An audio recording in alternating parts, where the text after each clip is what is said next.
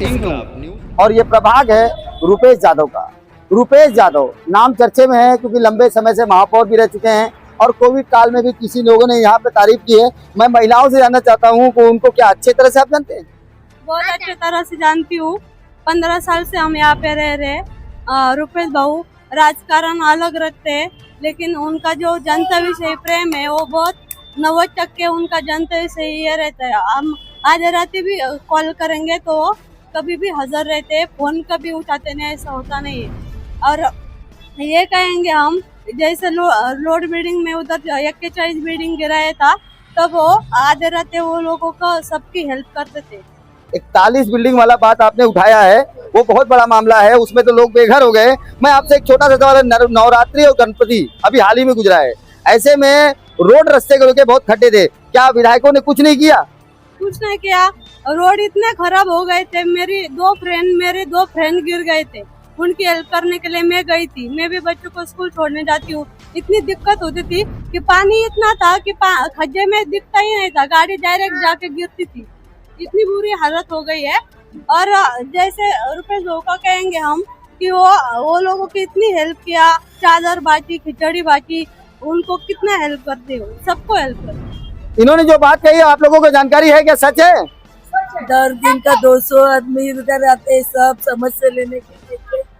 कितने लोग आते हैं उधर, सुबह का 8-7 बजे 12-1 बजे तक इधर लोग आते हैं, सब समस्या लेकर सबका सॉल्व करते। इतना अच्छा आदमी है ना। सब गांव में पूरा इधर का पूरा सुविधा किया है। पानी के लोगों को पानी नहीं था, ये वर्षा सबके इधर पानी की सुविधा किया, गटर लाइन किया, इधर स्कूल का किया, दवाखाने के किया। और हाँ, रात को दिन में कभी भी कोई भी आएगा ना तो ऐसा खाली हाथ जाता नहीं। तो जब सब कुछ सब लोग का काम तो करना 100% करके जाते हैं। जितना सुविधा गाँव में तो सभी लोग ये रहेंगे तो हम लोग पीछे ही रहेंगे। आदमी रहेगा तो ऐसा रुपये यादव की ऐसा रहेगा, नहीं तो हम किसी को देंगे ही नहीं, वोट ही नहीं देंगे। हाँ, इतना ये लोगों ने किया, इतना कोई करते ही नहीं। सबको मालूम है, बच्चों को लोकांचा विश्वास असा आहे की आपल्या मदतीचा हात म्हणजे रुपेश भाऊ जाधव यांचाच हात। बाकी इथं त्यांना कोणाकडून आशा पण नाहीये। त्यांना माहितीये, लोकांना माहितीये की आपण कधी पण भाऊकडे गेलो तर आपली समस्या सॉल्व होणार। दूसरा कोई नहीं आपको दिखता? नहीं, कोई नहीं। दूसरा कोई नहीं दिखता।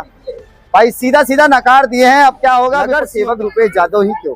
नगर सेवक रुपेश यादव का पहचान का तो पहले मोहताज नहीं है, और वो इतना अच्छा हर लोगों के बीच में रहने वाला ऐसे व्यक्ति है कि रात दिन किसी का कोई भी प्रॉब्लम हो वो तुरंत उठ के खड़े होते हैं। उनके तक कहीं भी कोई भी प्रोग्राम हुआ या कहीं कोई मैसेज दे दिया तो भाग के जाते हैं ऐसे व्यक्ति को।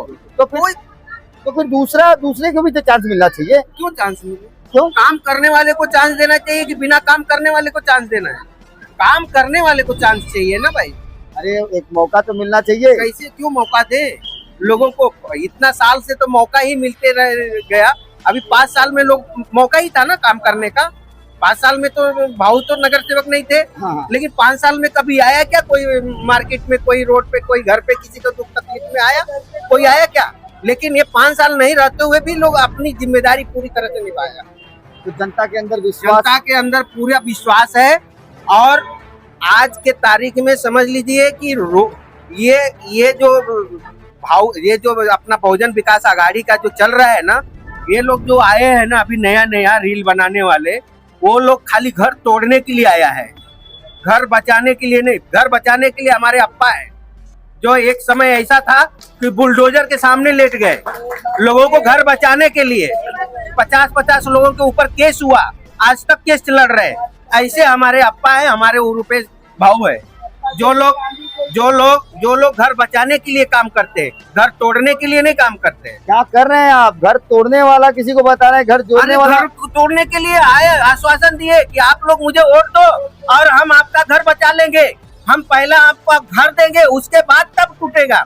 लेकिन जैसे ही वोट मिला और गले में यहाँ विधानसभा का मुहर लगा करके घूमने लगे, बोले हम कोर्ट के आगे नहीं जाएंगे, हम रोना शुरू कर दिए। तो क्या उनकी जगह रोने से लोगों का घर बचता है?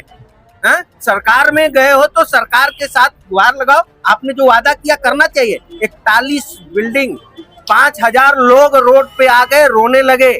ऐसे में तुम्हारी अपनी राजनीति करने के लिए आते हो। वो तो विधायक, यहाँ विधायक, वो तो विधायक थे, नगर सेवक को तो मौका नगर सेवक का क्या है? नगर सेवक उस समय था नहीं, अब नगर सेवक तो अब है, तो अब कोई तोड़ के बतावेगा, देखेंगे।